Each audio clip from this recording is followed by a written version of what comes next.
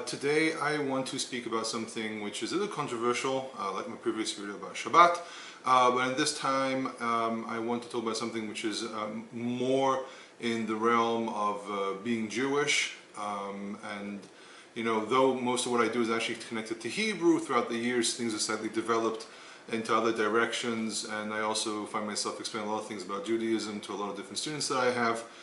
And one of the very interesting things that comes up is the issue of traditions. I know that most of the people who view these videos come from a different background than Judaism. This is why I'm willing to share. There are also plenty of rabbis who are willing to share about information about Judaism. But what I take is an historical perspective, which is a little different. Being an ex-yeshiva student doesn't mean I stopped studying rabbinic Judaism, because it's still something that fascinates me. However, I've done a lot of work on history as well. Those who know me also know that I'm a history major and biblical studies. And one of the things that comes up is the issue of what exactly are traditions and how do you exactly treat them when it comes to Torah. In the Second Temple period, there was a big struggle over how to define Torah, how to keep the Torah, and how do you actually define yourself as a Torah keeper. Other than that, besides keeping Torah, people develop traditions. It's a normal part of human nature, of human society, and these traditions are sometimes problematic, sometimes are perfectly fine. And the problem is that people take a very, very simplistic point of view when it comes to the issue of tradition, because they read, for example, a verse that says, tradition of man versus the law of God, or something of that nature, and those who know what these codes mean understand what I mean. But by the way, I have to make it very clear, I'm not attacking anything, I'm just using an example. Now, the thing is that to really understand anything which is from an historical writing, you really have to look at the historical perspective as well. You need to understand who wrote it, who were the people who were supposed to listen to these writings, in other words, who was the audience, why they were writing these things, what was the historical reality they were living in. And when you understand these things, then it becomes a bit more clear to understand what exactly is the point being made. So first of all, traditions always existed, okay? We know this is a fact. There are even hints of it inside the Tanakh. For example, we talk about Amnon and Tamar, Amnon being the son of David and Tamar being the daughter. There's a rape case there, and she rips the dress that she's wearing. It's specifically a striped dress, and it says this is what the daughters of the king wear. So we know this is something which is more of a tradition. Another example as well would be burial traditions. We know that, for example, in the First Temple period there was one style of burial, and then we know it develops differently in the Second Temple period. Things change all the time. So the question is, what exactly does the Torah do, and how does it relate to the issue of tradition? So the thing is, Torah is law. It's a different aspect of human life. It's law that has to be fulfilled as our relationship between us and God. Okay? Traditions, on the other hand, are things that we develop as human beings, more as something which defines ourselves as people, as a group, as an ethnicity, sorry.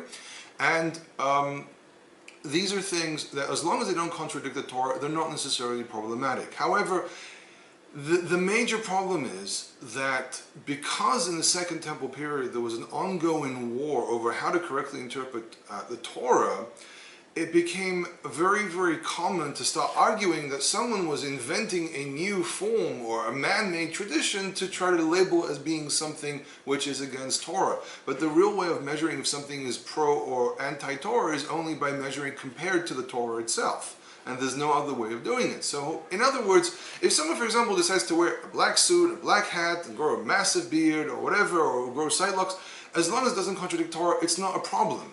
Okay? It just means the person identifies himself to a certain group, a certain way of thinking. And for example, when I lived as an ultra-Orthodox Jew, I actually used to wear a very, very specific type of coat, a very specific type of hat. I remember a rabbi turned around to me and said, well, you know that when you wear these types of clothing, you're identifying yourself with a very, very specific way of thinking, which is not necessarily the way that you live your life. And he was very, very correct about that. Okay, it's something which is factual. But at the end of the day, the problem that you had in the Second Temple period, there were many, many subgroups inside Judaism, and Judaism to this very day is a little bit diverse, but it's not as diverse as it was back then. People still are willing to live with one another. Back then, these were actual wars. And when it came to the issue of truthfulness of Torah, they had a real struggle with the issue of how to actually define Torah, and each group broke into its own direction and labeled one another as inventing or making laws which are not the Torah laws. However, for example, Professor Lawrence Schiffman makes a very, very interesting point where he points out that when you look at the style of language which is used in the Mishnah, you look at the style of language which is used in the scroll called Miktzat Maseh Torah, which is a Dead Sea Scroll, you can see that they had a very, very specific style of conversation of how to interpret Torah. In other words, people were still living inside a very, very specific sphere of life which dictated how they interpret things.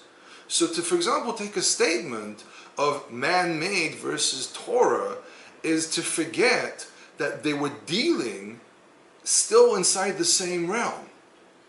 Okay? What it means is that when they interpreted Torah, when they interpreted a verse, they still had the same mechanisms of interpreting the verses. They just, each person took a different direction to interpret.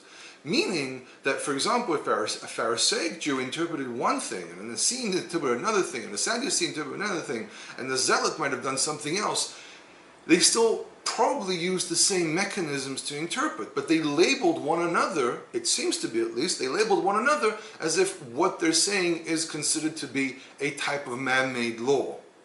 Okay? So when probably not talking about traditions as, for example, social defining things that make us into a society, like, for example, having a flag or having a constitution or having, if you're American, having Thanksgiving or celebrating Hanukkah. Okay, the celebration, for example, of Hanukkah is not a celebration of something which is Torah. It's a celebration of something that happened in the past. It's like celebrating Independence Day today.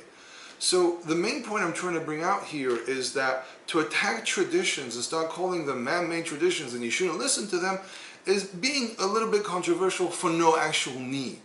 Okay, if you decide you don't want to keep a certain tradition, it's perfectly fine, as long as it's not something the Torah says and commands us to do or forbids us from doing.